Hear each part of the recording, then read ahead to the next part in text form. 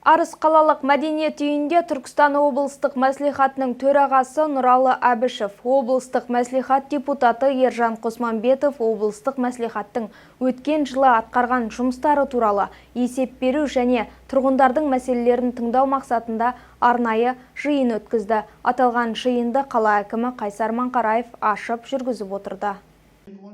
Кездесуге қалалық мәслихат депутаттары, ауылдық округ әкімдері, аудан әкімдігінің салалық бөлім басшылары, қоғамдық ұйым басшылары, қала халқы және бұқаралық ақпарат құралдарының өкілдері қатысты.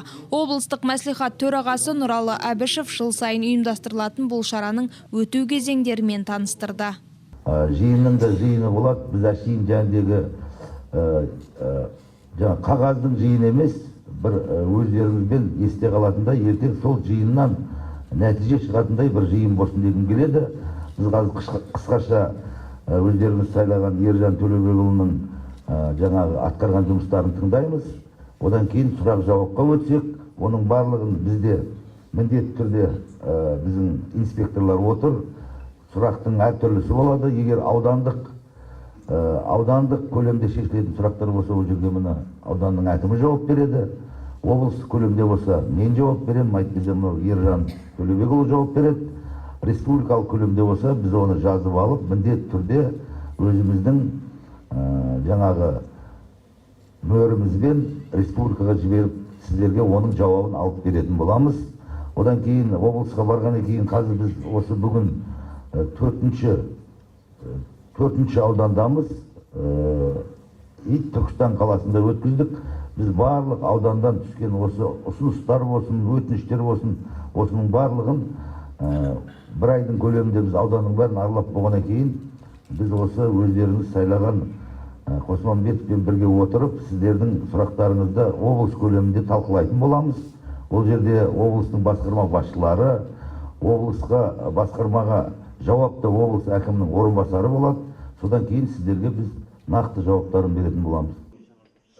Жиын барысында облыстық мәслихат депутаты Ержан Қосманбетов 2024 жылдың қорытындысы бойынша атқарылған жұмыстар туралы баяндама жасады.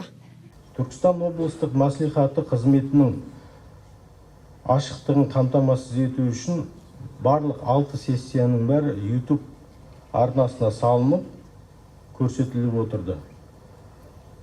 Өткен жылы облыстық мәслихаты депутаттар барлық ауданда, қалаларда халық алдында есептер беріп, олардың өзекті мәселелерін жинағанның ішінде 24 мәселе өзекті болып шықты. Сонымен сол өзекті мәселелермен жұмыстар жүргізіліп отыр қазір бүгінгі таңда.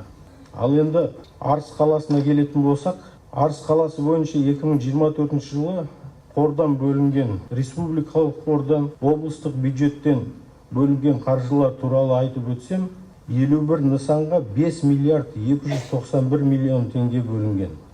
Республикалық қордан 762 миллион, ұлттық қордан 501 миллион, облыстық бюджеттен 3 миллиард 253 миллион теңге бөлініп отыр. Сондай-ақ халық қалаулылары тұрғындардың өтініштері мен ұсыныс пікірлерін тыңдады. Соған сәйкес сұрақтарына жауап берді. Майырғын әкімшілігі дәл қазір кішкене бір ғимаратта отыр. Ол арнаулы әкімшілікке салынған ғимарат емес, ескі больницаның қалып кеткен зданиясында. Енді осы мәселе бойынша өткенде аудан әкімі осы мәселені шешімін тапты. Құдай қаласа биылдан бастап құрылысын бастаймыз деп еді. Кешеден бері сол ақшаға мораторий жарияланып, ақша түспейтін болыпты. Енді біздің отырған әкімшілігіміздің ғимараты өте ескі, ол больницадан қалған ғимарат. Енді елге ұят болып отыр осы мәселе. Осы мәселе шешімін тапса деп, осыған бола келіп отырмын мен. Ол енді дұрыс, ол ғимарат керек, ғимарат жоқ Байырқұм елді мекенінде. Бірақ оны біз шешімін табуға тырысамыз. Мен өздеріңізбен 90 сайын кездесемін деп уәде бердім. 90 сайын барған кезде, келесі барған кезде шешім тауып, келесі барғанша. Енді мынандай тапсырма болып қалды, бірақ оның шешімін тауып өздеріңізге сол жерде жария етеміз кездескен кезде. Жылдың аяғына дейін шешіледі деп ойлаймын мен. Тұрғындар тарапынан денсаулық, көшені жарықтандыру, тұрғын үй, жер, сондай-ақ кәсіпкерлік саласы бойынша мемлекет тарапынан берілетін қолдауларды көбейту сынды мәселелер көтеріліп, депутаттар бұл мәселелерді назарға алды. Жиын соңы жеке қабылдауға ұласып, тұрғындар көкейде жүрген сауалдарына жауап алды. Жұмайым Абызбай, Дінмұхамед Әли, Әділ, АРТ ТВ жаңалықтары.